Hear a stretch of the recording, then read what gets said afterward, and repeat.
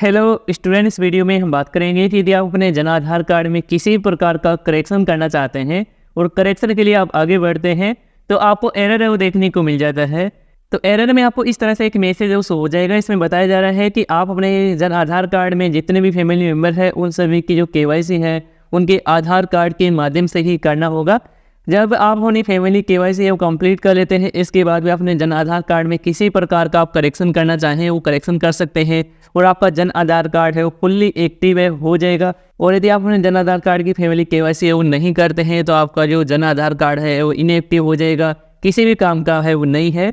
तो आप अपनी SSO ID से फैमिली KYC है वो कैसे किस प्रकार से आप कर सकते हैं और ये जो फैमिली KYC का जो फीचर है वो क्यों दिया गया है, सारी कुछ आपको जानकारी है इस वीडियो में आपको मिलने वाली है।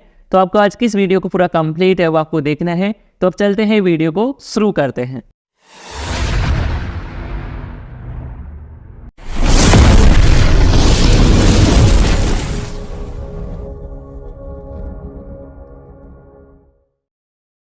स्टूडेंट, जन आधार कार्ड की फैमिली KYC करने से पहले मैं आपको बता देता हूँ कि ये जो फैमिली KYC का जो फीचर है क्यों दिया गया है और इसे क्यों लागू किया गया है।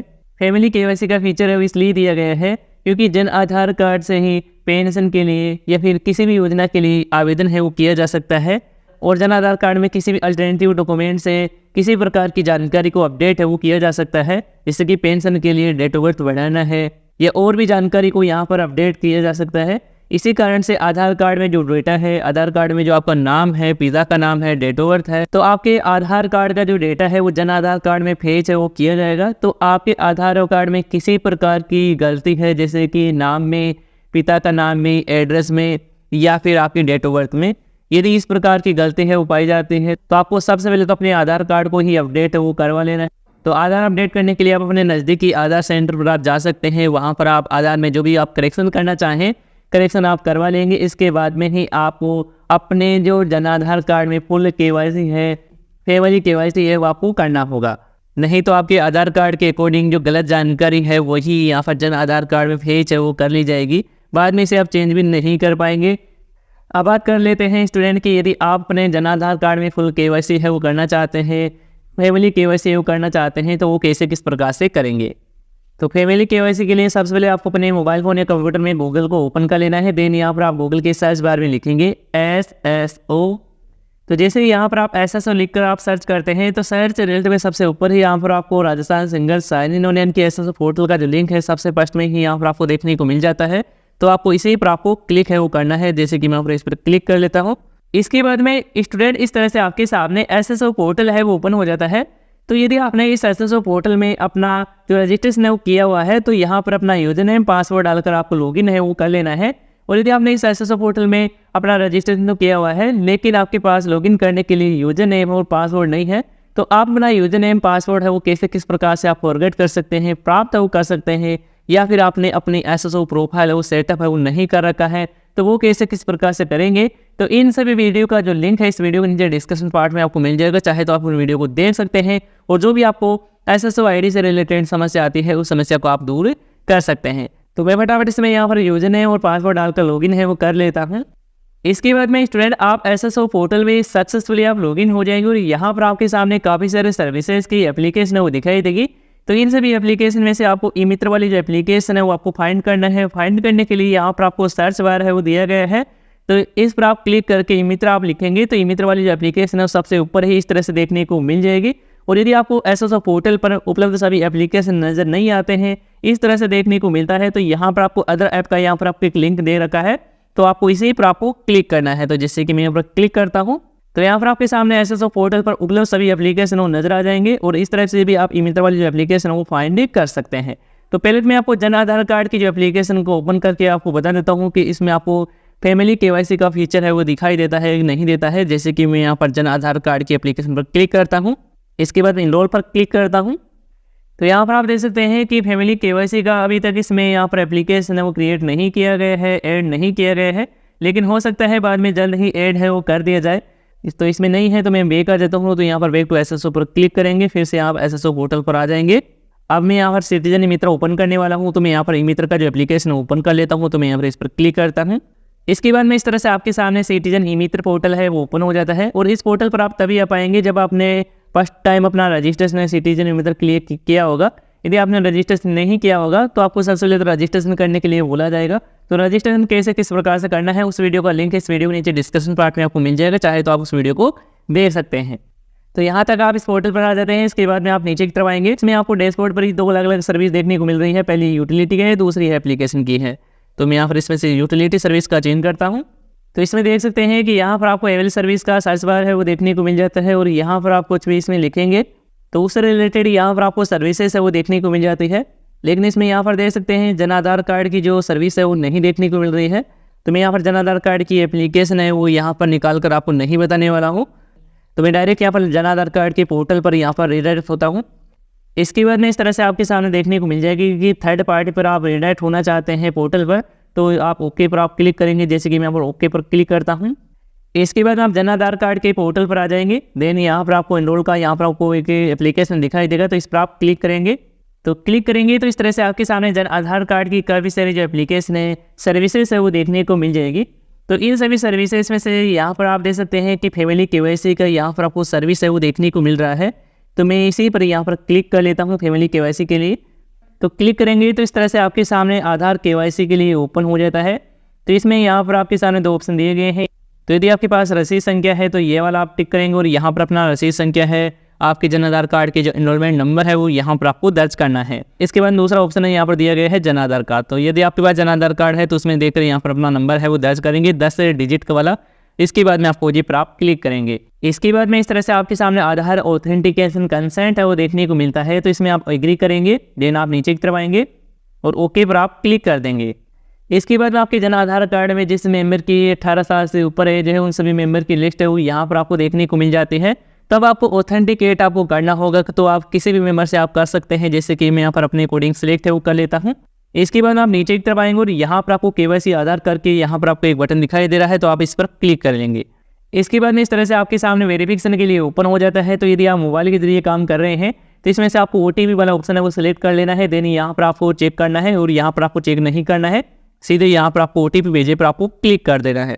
इसके बाद में आपके आधार कार्ड के साथ रजिस्टर्ड मोबाइल नंबर पर एक OTP है वो भेजा जाएगा 6 डिजिट का। वह जो OTP है इसमें यहाँ पर आपको दर्ज करना है। इसके बाद OTP मान्य करें, OTP वेरीफाइड पर आप क्लिक करेंगे। इसके बाद में इस तरह से आपके सामने नेक्स्ट पेज ओपन होगा, और इसमें आपको इंपॉर्टेंट जो दिशा निर्देश है जानकारी है वो यहाँ पर आपको दे रखी है। तो इसमें जो भी जानकारी है एक बार आपको पढ़ लेना है, और मैं भी आपको बता देता हूँ। इसमें पहले नंबर पर दिया गया है कि 5 वर्ष से छोटे सदस्यों का आधार केवाईसी अनिवार्य है वो नहीं है। यानी कि आपके जन आधार कार्ड में जिस मेंबर की 5 साल से उम्र कम है तो उन मेंबर की आप केवाईसी करें या नहीं करें ये कोई ज़रूरी है वो नहीं है। इसके अलावा दूसरा पॉइंट यहाँ पर दे सकते हैं कि 5 वर्ष से बड़े सभी सदस्यों की आधार केवाईसी है वो अनिवार्य कर दी गई है। यानी कि आपको 5 वर्ष से अधिक जो भी मेंबर है उनकी तो केवाईसी आपको करना होगा। इसके बिना आप जन आधार कार्ड की सेवाओं का उपयोग है वो नहीं कर जाएंगे। आपका जन आधार कार्ड पूरी तरह से यहाँ पर इनएक्टिव है वो हो जाएगा। यदि आप अपनी फैमिली केवाईसी कंप्लीट सदस्य की आप करेंगे तो ही आपका आधार है वो एक्टिव हो पाएगा। और तीसरे नंबर के पॉइंट पर देख सकते हैं कि आधार केवाईसी के उपरांत जन आधार कार्ड की व्यक्तिगत पहचान संख्या को केवाईसी किए गए आधार कार्ड के साथ हमेशा के लिए लिंक है वो कर दिया जाएगा, जिसे भविष्य में बदला भी नहीं जाएगा। तो ये आपको विशेष तौर पर आपको ध्यान रखना है। आपको अपने आधार कार्ड में किसी प्रकार की कमी नजर आती है तो अपने आधार कार्ड में किसी प्रकार का करेक्शन आधार सेंटर से आप करवा लेंगे। इसके बाद में ही आपको फैमिली केवाईसी है वो आपको करना है, जन आधार कार्ड की केवाईसी आपको करना है। और भी दिया गया है कि कृपया सदस्य के साथ सही आधार कार्ड ही लिंक करें। केवाईसी करने से पूर्व सारी सूचनाएं है वो जांच ले। यानी कि आप अपनी जानकारी है वो आपको एक बार चेक हो कर लेना है जो भी आप आधार कार्ड लिंक कर रहे हैं। इसके बाद में देख सकते हैं कि आधार केवाईसी के उपरांत फोटो, नाम, लिंक, जन्म तिथि के आधार पर ही आपको सूचनाएं है जन आधार कार्ड में अपडेट है वो की जाएगी। यानी कि आपके आधार कार्ड में जो भी जानकारी होगी वो आपको जन आधार कार्ड में देखने को मिल जाएगी।